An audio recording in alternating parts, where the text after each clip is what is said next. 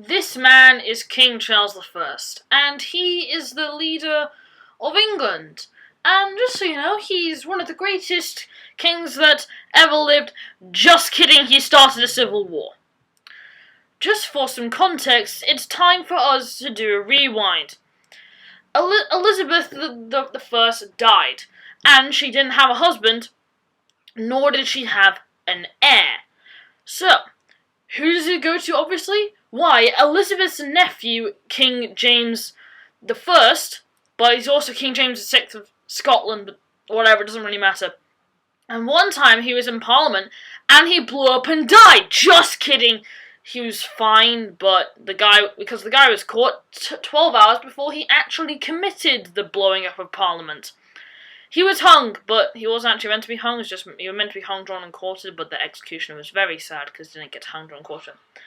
But then Charles's brother contracted a disease and died. Then his dad got really old and died, which now means that King Charles is now next in line to the throne of England.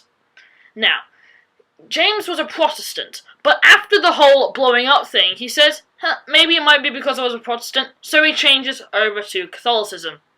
Now, Charles is a Protestant, but he makes some Catholic-y decisions, which concerns everyone. See, a Protestant church is very basic, very moral. There's a table in the middle so everyone can interact with God. But a Catholic cathedral is gold, it's got paintings, and Charles really liked this idea and changed all the churches to that.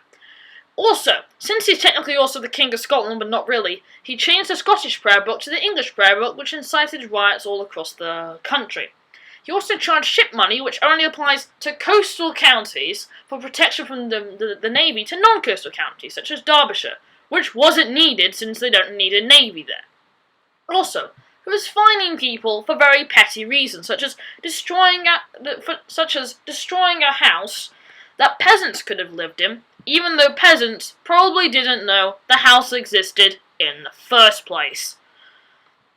But somehow, still, after all of this, Charles still doesn't have any money. Parliament tries to offer him some advice on how to get more money without angering everyone. Charles says no. Parliament says, oh well then, you're not allowed to collect taxes.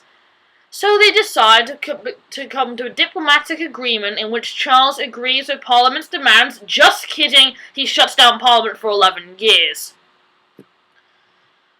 Also, in other news, Scotland is now rebelling, which is not good. So, Charles, after 11 years, calls upon Parliament again and says, please may I have an army and some money to defend Scotland from rebellion. Parliament says, yes, sure, why not, we don't want to be bad. So he brutally suppresses the rebellion in Scotland, but now it's Ireland's turn to join in. Charles once again asks Parliament for money and an army. John Pym, who's a member of Parliament, says no. And if there's one thing you've learnt, it's not to anger a king, or say no. Charles marched 400 soldiers down to arrest Pym. After Pym escaped, Charles repeats the iconic line, all the crows have flown.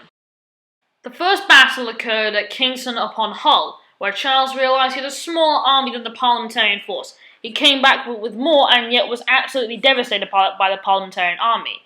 He ordered for the rest of the general, but was powerless to do anything about it. Then afterwards took a long siege of campaigning, trying to gain as much land as you possibly could.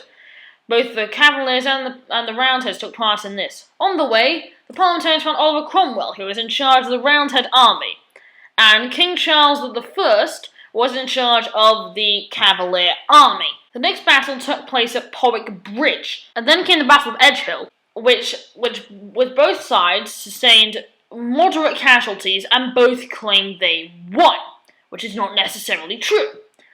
There was another battle at Turnham Green, in which Charles's forces were crushed and forced to retreat to Oxford. And then there was another battle which led to the Parliamentarians taking over the north. Many famous generals died in some of the subsequent battles.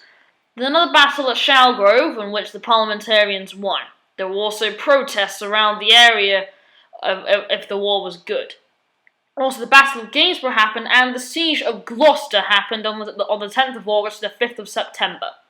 And then the Battle at Newbury, which led to Charles' forces being absolutely crushed. And then there's a Battle of Marston Moor, in which Charles' forces were crushed once again, since the parliamentarians had the backing of the Scots. The next battle was a Battle of Lostwithiel, which actually the Cavaliers won. The Battle of Naseby involved an absolutely devastating defeat for the Royalist side. Charles tried to flee to Scotland to evade capture, but then was immediately sent back. There was also a long issue in which the Parliament started insulting the military and calling them, on my quotes, stupid. Then the Second Civil War broke out, which started with the Battle of St. Fagans. There was also the Presbyterian Parliament was replaced by the Rump Parliament. Then the Battle of Maidstone and the Battle of Preston. This is essentially where the Civil War ends, and Charles had his unfortunate fate in which he got his head lopped off. Then, Oliver Cromwell, taking charge, brutally suppressed an army in Ireland, brutally suppressed an army in Scotland, and then beat the Dutch at sea. Well, what I like to think is that Oliver Cromwell just fired one shot at the boat, and then the boat surrendered. But essentially, that's the history of the Civil War. Charles II fled to another part of the country, and a large casualties of 251,000 overall, with 50,000 for the Royalists and about 30,000 for the parliamentarian side, and about 40,000 civilians were killed.